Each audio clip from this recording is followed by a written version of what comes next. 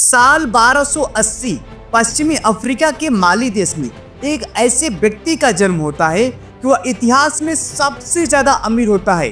कहा जाता है कि उसके पास इतनी संपत्ति थी कि जब वो हज को जाता है तो रास्ते में इतना सोना बांटा कि वह जिस राज्य से जा रहा था उस राज्य के राजा से ज्यादा वहां की जनता अमीर हो गई। पूरे अफ्रीका में हाइपर इन्फ्लेशन आ गया। इतिहास में पहली बार ऐसा हुआ कि किसी व्यक्ति के दान करने से किसी राज्य में, किसी देश में हाइपर इन्फ्लेशन आया हो। आप उसकी रईसी का ऐसे भी अनुमान लगा सकते हैं कि आज के top billionaires Elon Musk, Bill Gates, Jeff Bezos या आज के टॉप अमीरों को भी मिला दिया जाए तो भी उसके किसी भी धन के आसपास भी फिरक नहीं सकती। इतनी संपत्ति उसके पास थी। और ऐसा भी नहीं कि उस अमीर शहजादे के पास जो भी वेल्थ था वो पहले से या जन्म से हुआ हो। उसने जो भी क्रिएट किया अपने माइंड के पावर से, उसने अपने पावर से क्रिएट किया। नाम था मंसा मूसा। तो चलो शुरू करते हैं मूसा के मंसा बनने की कहानी। माली में मंसा इस शब्द का अर्थ होता है सुल्तान यानी कि बादशाह। और ये लड़का मंसा माली का मूसा बनने वाला था। मूसा माली साम्राज्य के 9वें सुल्तान अबू बकरी का भरोसेमंद मंत्री था और इसीलिए इसे ये साम्राज्य की राजगद्दी मिली।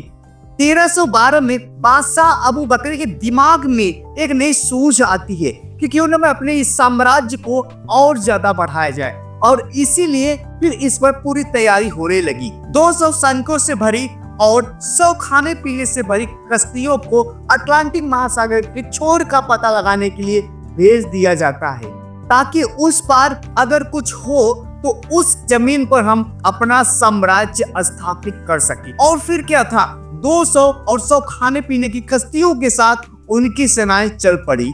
विशालकाय समुद्र में उनकी सेनाएं चली जा रही थी, लेकिन दर पर दर समय बीतती गई। 300 कश्तियां गई थी लेकिन एक भी कश्ती या एक भी सैनिक वापस लौट कर नहीं आया। अब अबू बकरी की सारी उम्मीदें खत्म होती जा रही थी। लेकिन तभी कुछ दिन के बाद एक कश्ती वापस आती हुई दिखाई देती है। जब वो कश्ती वापस आती तो उस कश्ती पे जो सैनिक थे उनकी हालत इतनी बदतर हो चुकी थी कि जिसकी कोई हद ही न थी। यह तक अबू बकरी ने पूछा ये कैसे हुआ। तब उस सैनिक ने जो जवाब दिया वो काफी ज्यादा शॉकिंग था। वो सैनिक बताता है तो उस समुद्र के भयानक समुद्री चक्रवात ने कैसे 300 कश्तियों को अपने अंदर निगल लिया और मैं किसी तरह अपने आप को बचते बचाते हुए वहां से वापस आया। यह सुनकर अबू बकरी की सारी उम्मीदें बार फिर से खत्म हो जाती है। अबू बकरी सोच में पड़ जाते हैं कि फिर कैसे अपने इस राज्य को और ज्यादा विशाल बनाया जाए। लेकिन अबू बकरी के दिमाग में चलने वाला ये कीड़ा समाप्त नहीं हो रहा था और फिर अबू बकरी ने फिर से इस योजना की तैयारी करते हैं। अब ऐसे सचमेशन में अबू बकरी बहुत ज्यादा निराश रहे। वो सोचते रहे कि मैं हाथ पे हाथ रखकर बैठा रहा और मैं कुछ भी नहीं कर पाया। लेकिन उस पार जाकर अपने साम्राज्य को स्थापित करना है, ये उनके दिमाग का कीड़ा उन्हें शांत नहीं रहने दिया। और इसीलिए वो फिर से प्लान करते हैं, फिर से एक लंबी तैयारी करते हैं, फिर से सैनिकों को तैयार करते हैं और उस पार जाने का पूरा निर्णय बना लेते हैं। लेकिन जाने से पहले वो एक बहुत बड़ा काम करके जाते हैं। अपने भरोसेमंद मंत्री यानी कि मूसा को माली देश का साम्राज्य संभालने का पूरा अधिकार देते हैं, लेकिन उस देश का मंसा बनकर, यानी मूसा अब उस देश का मंसा यानी कि बादशाह बन चुका था। अबू बकरी अपने मंत्री को उस देश का बादशाह बनाने के बाद अपने 30,000 सैनिकों के साथ निकल लेते हैं। दर बीता, सप्ताह बीते, महीने बीते, साल बीते, लेकिन अबू बकरी कभी भी वापस लौटकर नहीं आए।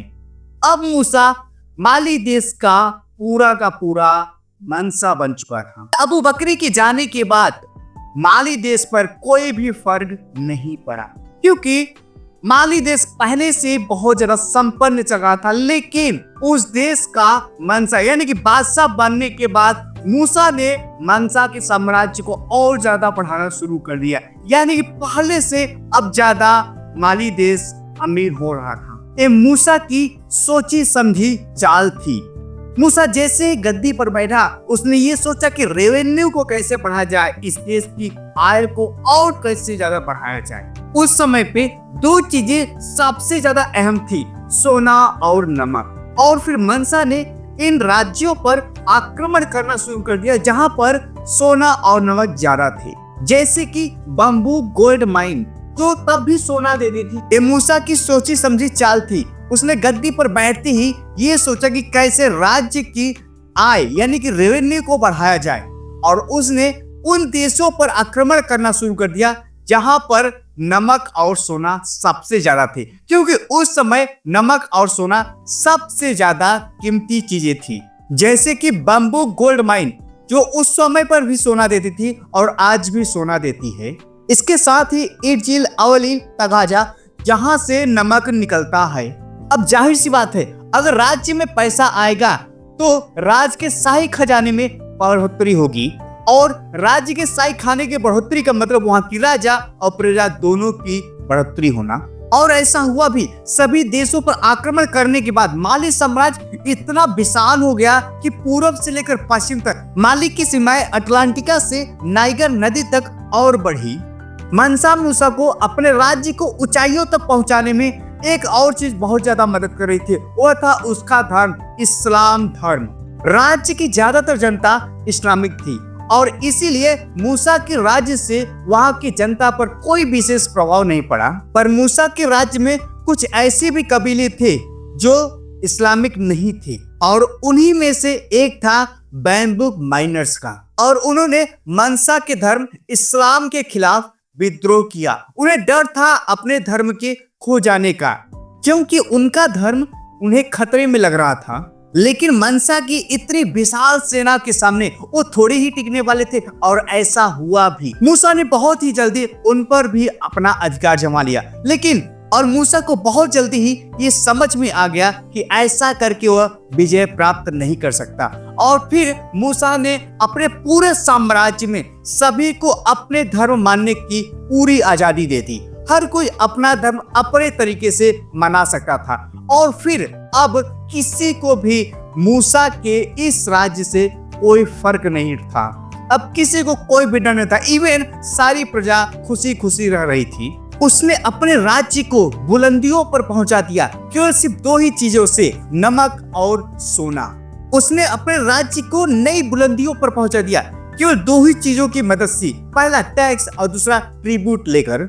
मूसा को माली साम्राज्य को इतना मजबूत बनाने के लिए केवल तीन ही चीज विशेष थी। पहला था सोना, जो कल भी बहुत ज्यादा मूल्यवान था और आज भी बहुत ज्यादा है। दूसरा था नमक, नमक यही आमतौर पे खाने पीने वाली, बाकी ऐसा कोई स्पेशल नमक नहीं था। और तीसरा था कोला फल, सोना जो आज भी बहुत ज्यादा बहुमूल्य है। नमक इसलिए बहुत ज्यादा यूज होता था क्योंकि खाने पीने की वस्तुओं में नमक को मिलाकर रखने से वो जल्दी खराब नहीं होती थी, और कोला फल से जल्दी प्यास नहीं लगता था। जो रेगिस्तान जैसे एरिया में व्यापार के लिए जाते थे, उन्हें इसकी सख्त जरूरत पड़ जाती थी। मूसा ने कभी भी सोने की खदान पर अपना कोई भी अधिकार नहीं जमाया। इवन उसने इसको एकदम खुला रखा और दुनिया से छुपा के रखा। वह केवल टैक्स के बेस पे काम कर रहा था। जैसे कि माइनर कम्युनिटीज के लोग सोना के बदले सूडान मिडलमैन से सामान लिया करते थे, और सूडान मिडलमैन ट्रेडर से सामान लेकर उन्हें सोना दिया करते थे। इस तरह से सोना का आदान प्रदान हो रहा था, इवन किसी को पता भी नहीं चल पा रहा था। अब आम मुसलमानों की तरह मूसा भी हज की यात्रा की तैयारी करने लगा, जो माली से 9600 किलोमीटर हज की यात्रा था। लेकिन आप सोच नहीं सकते कि मूसा के साथ कितने लोग गए थे। इवन 1000, 2000, 5000 नहीं, उसके साथ पूरे 60,000 सैनिक गए थे, जिनमें से 12,000 गुलाम थे, जिनका काम था सोने से लदे हुए बक्से को उठाना, और 8 ऊंट थे जिन पर सोने से भरे हुए बक्से लदे हुए थे। अब आप सोच रहे होंगे कि इतना सोना वो क्या करता, तो ये सारी सोना जकात के लिए ले जा रहा था। जकात यानी कि चैरिटी के लिए ले जा रहा था। रास्ते में जो भी राज्य पड़ता था, जो भी प्रजा दिखाई देती थी, उन सबको सोना बांटते जा रहा था। कैरियो, मक्का, मदीना, यहाँ पर उसने 20,000 सोने के ईंटें दी। अनुमान लगाया जा रहा था कि उसने 4 किलो तक सोने बांटी। इतिहास में पहली बार हुआ कि किसी व्यक्ति की ज़कात करने से, यानी कि दान करने से, उस देश में पूरी तरह से हाइपर इन्फ्लेशन आया हो। लेकिन इतनी दानवीरी हरकतों के बाद भी बाली साम्राज्य शिखर पर टिका नहीं रहा।